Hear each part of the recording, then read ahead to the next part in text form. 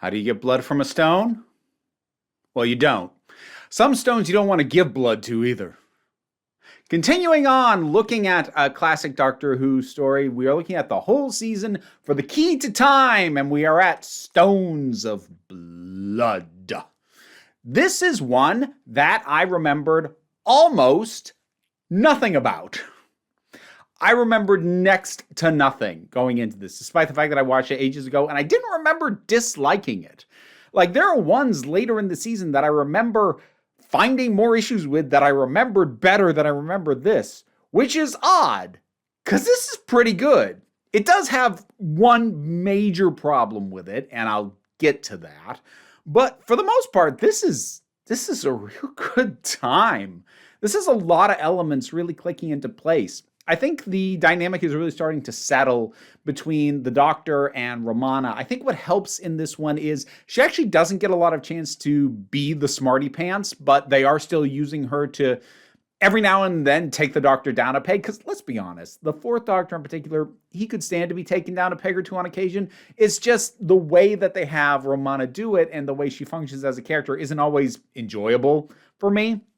It's balancing better here. They're also doing it less. So, like, she still does that, but that's not, like, half the reason she's here anymore. It's just an aspect of how they interact, and that is definitely working a heck of a lot better. Supporting cast pretty solid in this, too. So we start out with them arriving at, it's not Stonehenge, but it is a stone circle that is Stonehenge-esque.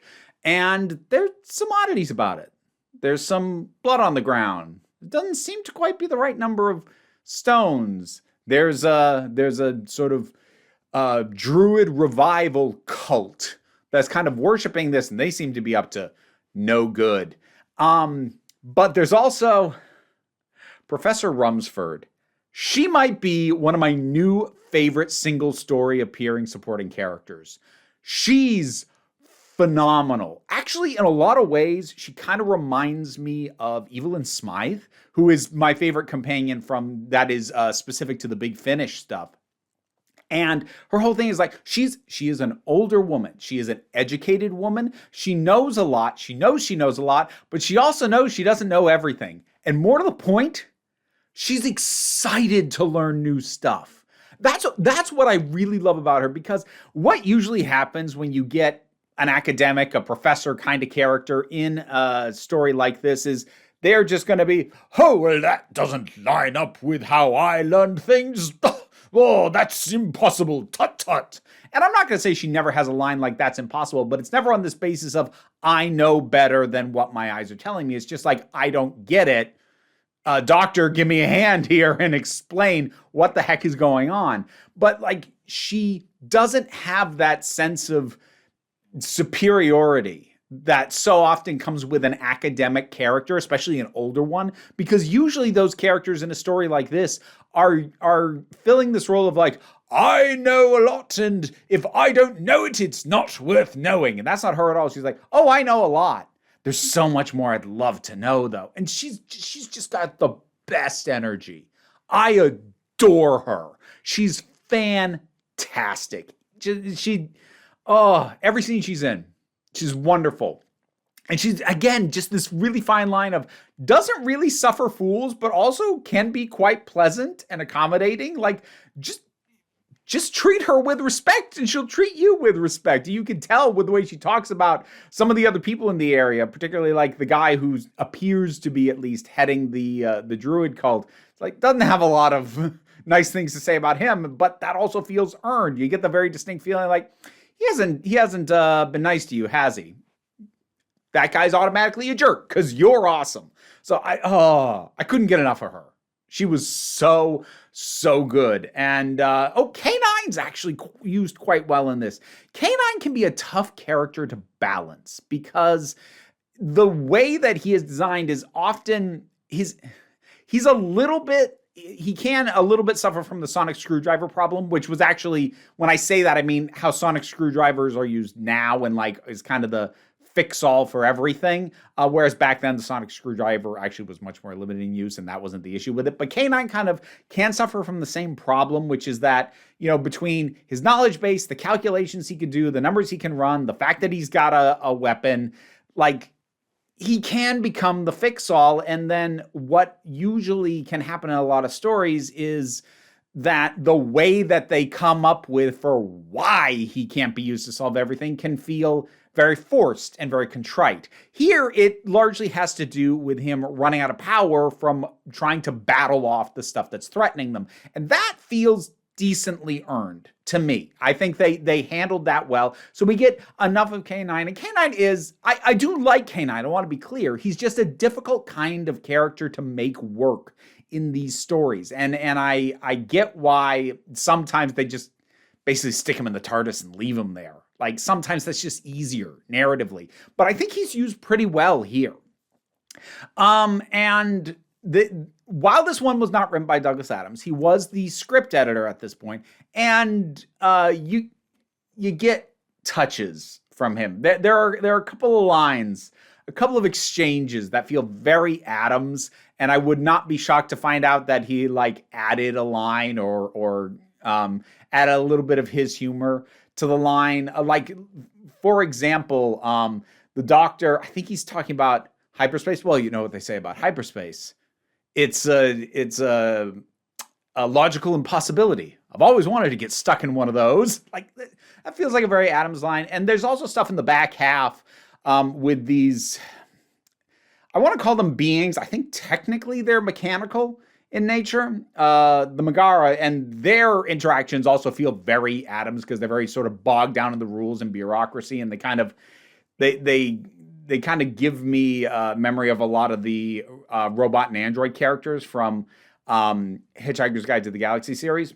Again, that's just sort of a general flavor. Again, he didn't write the script completely, but I smile when I catch little glimpses that feels like an Adams touch right there. But me mentioning the Megara in the back half kind of brings me to the problem with the episode, which is that it cleaves very neatly into two incredibly distinct halves.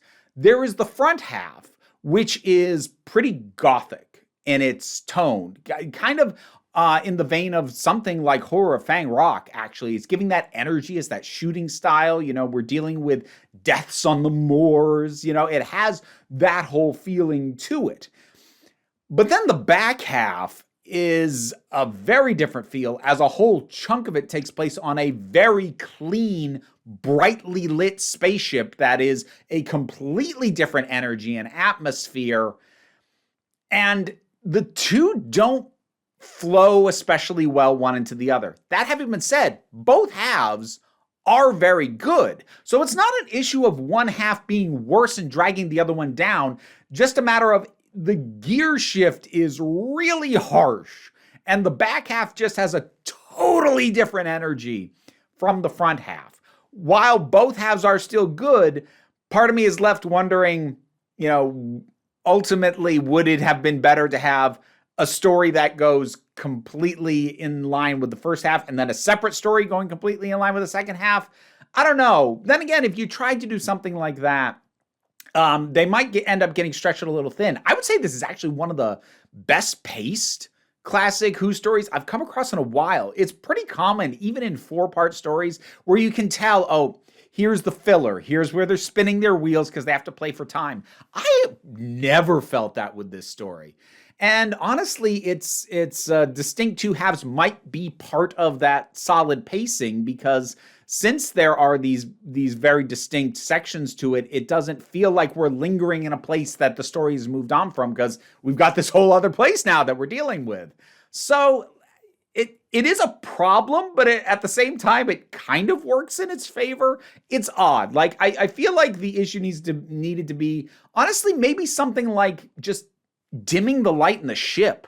Rather than having it be clean and pristine and white and bright silvers and stuff, have it be dirtier, dingier. Just have it fit the visual and atmospheric language of the first half a little bit better, even as it goes into sci-fi from what was a little bit more gothic and, at least in terms of energy, more supernatural-esque. maybe that would have done it.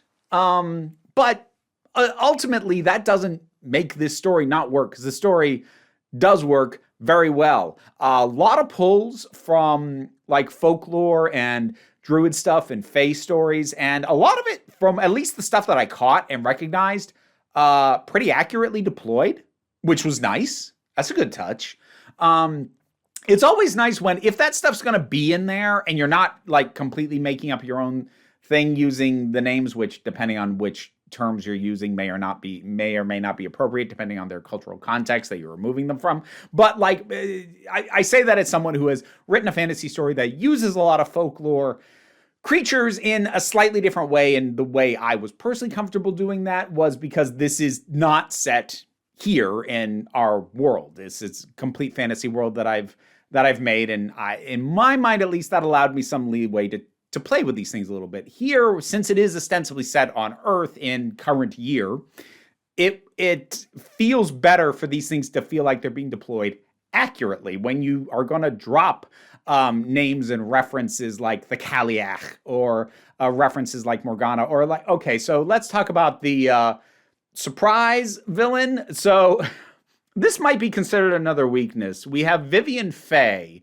who, again, Faye, and there's like a historical figure with the name Morgana, and we're dealing with druid stuff. Like, oh, I wonder if she's at all involved. Oh, I think they play that actually pretty well, because the point at which she gets revealed, well, she had already been acting pretty suspicious, to the point that, like, if she doesn't get revealed as the villain, like, lady, you got to work on your social skills.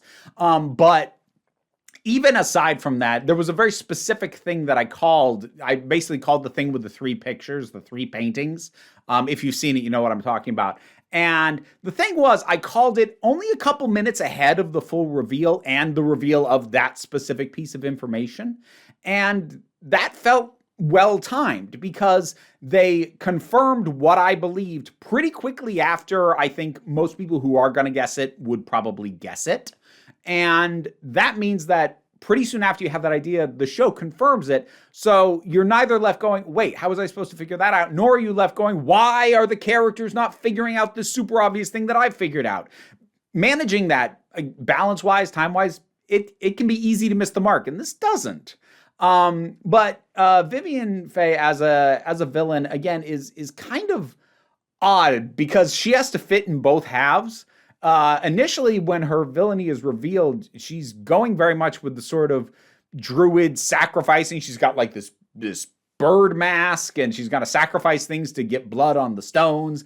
And then we get to the ship, and the actress is, bless her, been, covered in silver body paint, and has to have this more alien kind of thing going on. And I think she does it about as well as you can. But again, the two halves kind of clashing a little bit. That having been said, the back half becoming kind of an absurdist courtroom drama in a way, I do like. Again, like, both halves of this, I do enjoy. It's just the shifting of gears from one to the other. I remember first time watching this that the threat of the stones, because it turns out they're a hostile species called the augury, and that was kind of because, like, they just slowly grind along, and like they fall on people, or like people are silly enough to touch them, and then they're able to like hold them there and drain their life or their blood or whatever. But like they're a little silly. I'm supposed to be scared of this sliding stone. Okay, that doesn't really bother me so much. Like, it is kind of silly. Like, it just is. But at this point, I've become much more accepting of most, not all, but most of Classic Who's visual jankiness. So that doesn't bother me the way that it did at the time. There is one oddly gruesome moment, not shown, not shown on screen, but described rather, because the Doctor comes across a couple of bodies and we don't see them. I think we just like see the legs. And the rest of the body's behind something, and he describes them as their skulls smashed to a pulp. Something about that description, even though we do not see even a drop of blood from this kill, it still made me go like, just as a descriptor. Jeez.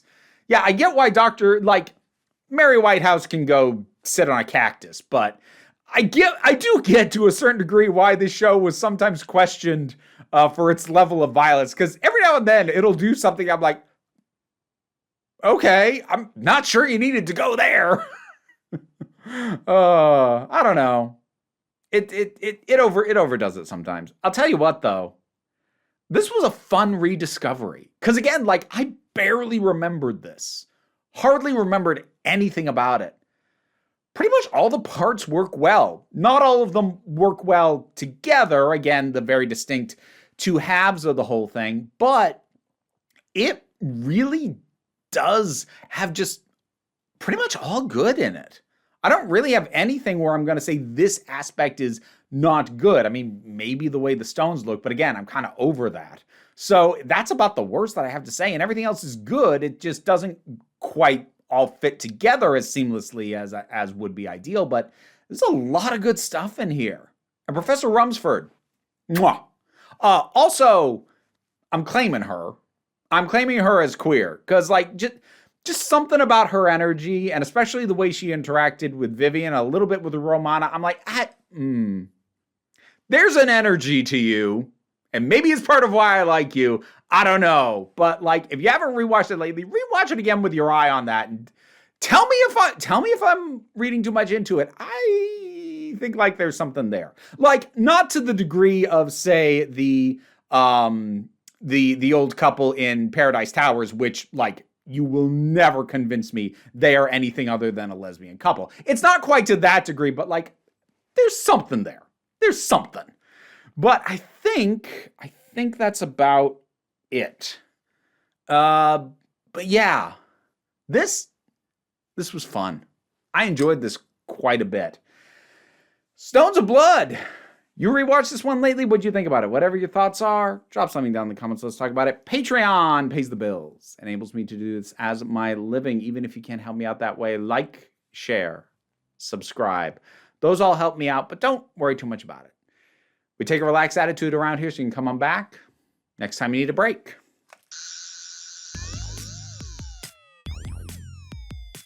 Now to give my thanks to my highest supporting patrons: Robin Moore, Zubin Lutfula, Goddess Elida, Oliver B., Tarak, the thing that goes doink in the anime, Jean Foray, Ulrich Bogdan, Loki Eris, Melinda Walters, Jen, Auntie Kate 808, Becky Sparks, Bernabe Likes the Poodle, Tracy Scrappett, Angry Casperl, Dave Hall, White Bearish, Rosalind Bennett, Toka Blahuvian, Pau Barabajoggle, and Mara G. Thank you so much for your support. You can get your name said, maybe even correctly, in the Patreon support tiers. Also, it helps me feed these little buggers.